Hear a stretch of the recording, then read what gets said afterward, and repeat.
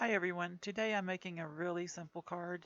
I'm using the Tim Holtz Deep Emboss folder with the wood grain, and you just wet the cards and some craft cardstock. I just wet the cardstock, sent it through my embossing folder, and now I'm going to take some distress ink in walnut and just kind of drag it over the embossed areas so that they're really highlighted.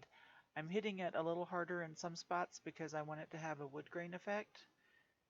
And I just flip it around and do it on the other side.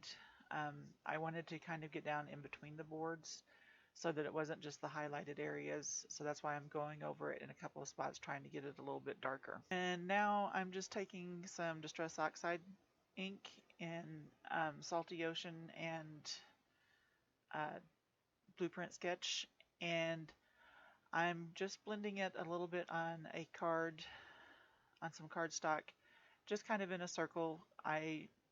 My stamped image is not going to be very big, so I just went a little bit bigger than a 3-inch circle because I'm going to die cut this in just a few minutes.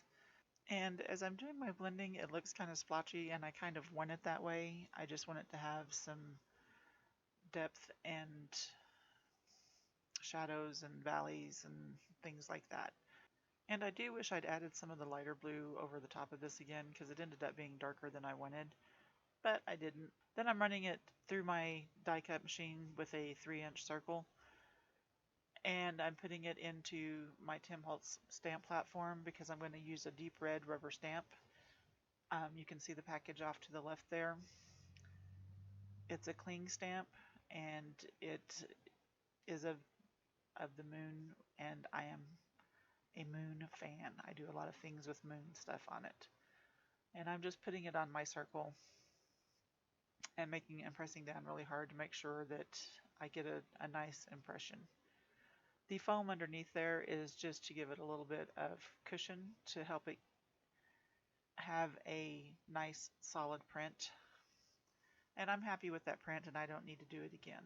I did decide that I wanted it a little bit smaller. I didn't like the 3-inch circle at first. I thought I wanted it to be bigger, but then I decided to cut it down. So I just ran it through in like a 2-inch circle instead. And then I'm cutting down my card base. I want a top folding card base, so I cut it at 4¼ inches along the 8½ inch side. And now I'm just going to score it and fold it over to get my card base. I'm adding some art glitter glue to the back of my embossed piece. You could use sticky foam or sticky tape or something like that if you would prefer. You could also raise it up. I'm going to have my moon raised instead, so I did not want to raise up the whole platform. So I'm just gluing it down directly to my cardstock. I'm centering it up on my cardstock to make sure I have a nice even border all the way around. And then I'm adding foam tape to my stamped piece because I do want it to have a little bit of height to it.